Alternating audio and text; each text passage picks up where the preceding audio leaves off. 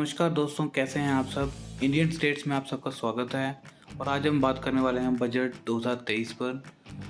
इसमें हम उन फैक्टर्स पे बात करेंगे जो डायरेक्टली एक पर्सन की पॉकेट पे इम्पैक्ट करने वाले हैं इस बजट के बाद। तो चलिए वीडियो को शुरू करते हैं। तो सबसे पहले हम बात कर लेते हैं इनकम टैक्स स्लैब के ऊपर। तो इस बार गवर्नमेंट ने टैक्स स्लैब बढ़ाकर 7 लाख रुपीज़ कर दिया है, जो पहले 5 लाख रुपीज़ हुआ करती थी। इसका मतलब ये है कि 7 लाख से नीचे के आय वाले जो भी व्यक्ति हैं उनको कोई भी टैक्स देना नहीं पड़ेगा। इसके अलावा जो 7 लाख से ऊपर के व्यक्ति हैं उनके लिए भी टैक्स स्लैब घटा दी गई है। और अब जो पर्सन्स हर स्टेप्स पे है उनको टैक्स कम देना पड़ेगा। और अब हम बात कर लेते हैं इंडियन इकोनॉमी को ट्रैक पे दौड़ाने वाली अपनी इंडियन रेलवे। इस बार बजट में इंडियन रेलवे के लिए 2.4 लाख करोड़ रुपीज़ रखा गया है, which is 9 time higher than 2014 rail budget.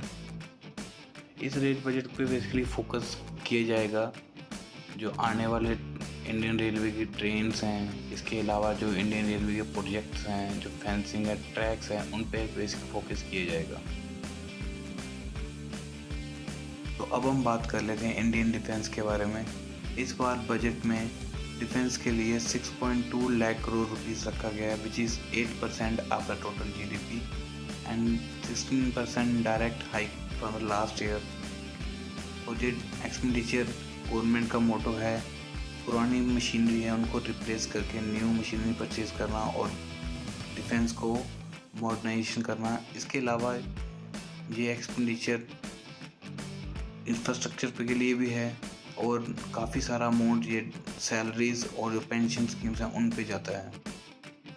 तो अब हम बात कर लेते हैं प्रधानमंत्री कौशल विकास योजना 4.0 के बारे में, which is a skill development scheme. तो इसके अनुसार बजट में कहा गया है कि आने वाले टाइम में 30 skill India international centre all over the country open किए जाएंगे to enhance the skill of the youth in various sectors.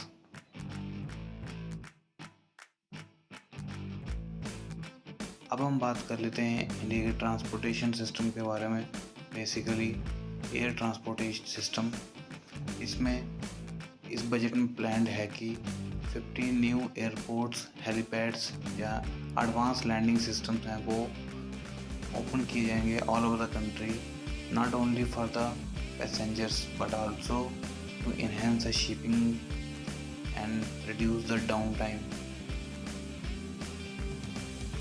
अगर हम एग्रीकल्चर सेक्टर की, तो इस बार एग्रीकल्चर क्रेडिट के लिए 20 लाख करोड़ रुपीज़ रखा गया है।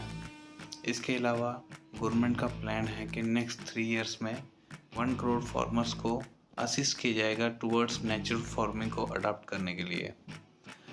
जो हमारे तहसील विलेज लेवल पे एग्रीकल्चर सोसाइटीज़ होती हैं उसमें से 63,000 को कंप्यूटराइजेशन करने का प्रावधान रखा गया है।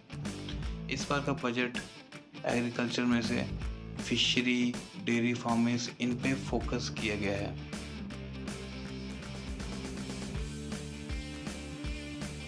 बात कर लेते हैं बजट के कुछ और की एस्पेक्ट्स पे। तो 19,700 करोड़ रुपीज़ रखा गया है नेशनल ग्रीन हाइड्रोजन मिशन के लिए। इसके अलावा अर्बन इंफ्रास्ट्रक्चर डेवलपमेंट के लिए 10,000 करोड़ रुपीज़ रखा गया है। और विवाद से विश्वास 2.0 स्कीम लॉन्च की गई सो दैट जो बिजनेस रिलेटेड कमर्शियल डिस्प्यूट्स होते हैं उनको ईजिली सेटल डाउन किया जा सके। टूरिज्म को डेवलप करने के लिए बजट में कहा गया है कि all over the country 50 tourist destination को सिलेक्ट किया जाएगा और फिर उनको with the state government develop किया जाएगा for domestic and international tourism. इसके अलावा प्रधानमंत्री आवास योजना के तहत 66% की ग्रोथ की गई है और 79,000 करोड़ रुपीज़ अब इस योजना में रखा गया है। इसके अलावा हेल्थ केयर सेक्टर की अहम भूमिका को देखते हुए 157 न्यू नर्सिंग कॉलेज ओपन किए जाएंगे। इसी के साथ वीडियो का अंत करते हैं। Good bye.